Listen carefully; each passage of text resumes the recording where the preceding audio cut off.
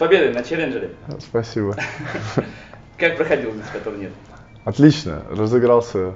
Первую неделю мне не понравилось, не справился со своими каким-то волнением, эмоциями, а второй турнир удалось показать более лучший теннис.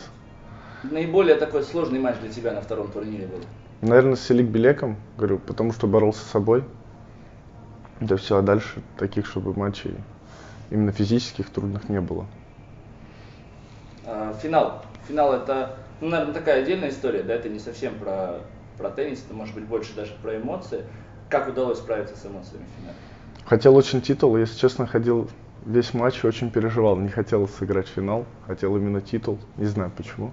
Волновался очень и очень рад, что удалось с первой попытки. Довольно простой счет, игра складывалась так же? Ну да, игры особо не было, только подавал. Хорошо шла подача. Подача, да, это один из твоих главных козырей. О чем думаешь на приеме? На приеме думаю, как бы сделать так, чтобы соперник не знал, что я буду делать. Ну, не просто держать мяч и ждать ошибки, а что-то нестандартное, чтобы он думал, что ему нужно что-то придумать со мной, чтобы забрать свою, а свою держать стабильно, без шансов. На первом турнире ты обыграл Сафиуллина, который стоит намного выше тебя. Как ты думаешь, вот внутренние твои силы, какое место ты можешь занимать сейчас? Слушай, не знаю, могу обыграть кого-то, наверное, топового игрока, могу как по результатам и проиграть какому-то не супер игроку. Хочется в себе найти эту стабильность, и чтобы был мой результат более стабильный все время. С Ромой вообще вы играли много и в детстве, Да. Почти одногодки, да? Одногодки. Одногодки, да. Какая вообще история взаимоотношений у вас? Но одно время, все время была какая-то конкуренция с детства. Одно время мы тренировались и ездили вместе. Ну, такое всегда присутствовало, какое-то соперничество принципиально. Я не скажу, что мы первый круг показали супер теннис. Оба немного мандражировали, он подавал двойные, и я там куда-то срывал. Была чистая игра такая, на эмоциях. Ну, супер тенниса не получилось показать. В мае на выставочных турнирах вы тоже играли вместе. Там ты его дважды обыграл, также дважды обыграл Бублика.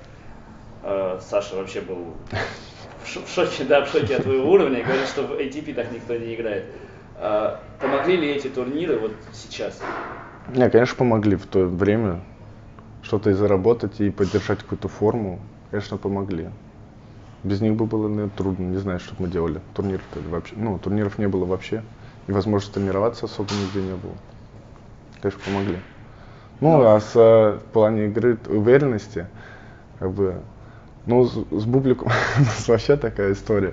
То есть он все время мне говорит, что если я выйду куда-нибудь на корт, я не хочу с тобой играть, ему не нравится просто со мной играть. И, ну, так складывается вот у нас игра.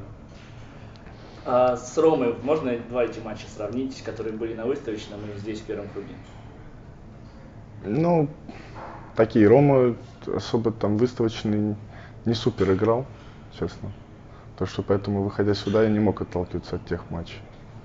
Сейчас он все-таки прошел круг на Австралии и выиграл челленджер, еще, ну, успешно двигается в рейтинге, и он прибавляет. Не сравнится с теми, как он играл на выставочных. Там, может быть, он меньше тренировался.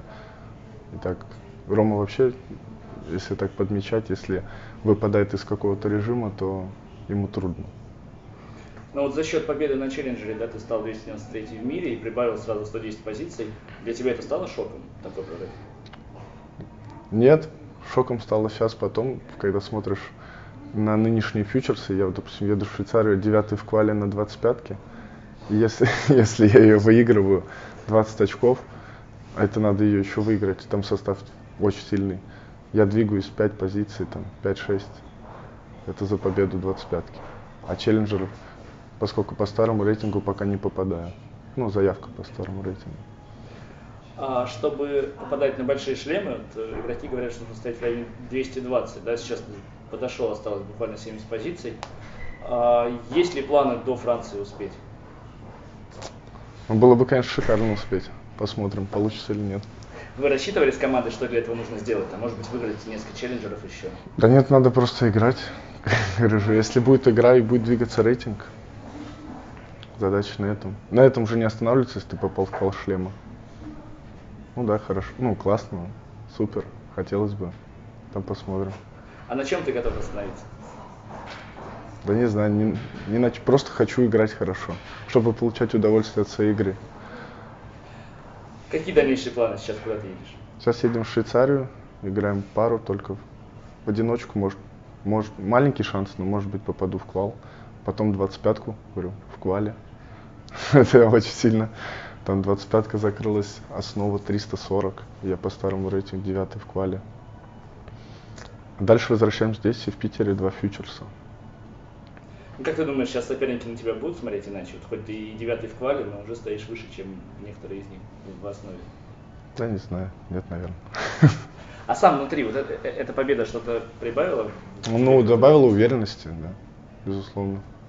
До этого не ожидал, что могу таких игроков обыгрывать. Ну, так, достаточно уверенно. Спасибо, Женя, удачи тебе. Спасибо.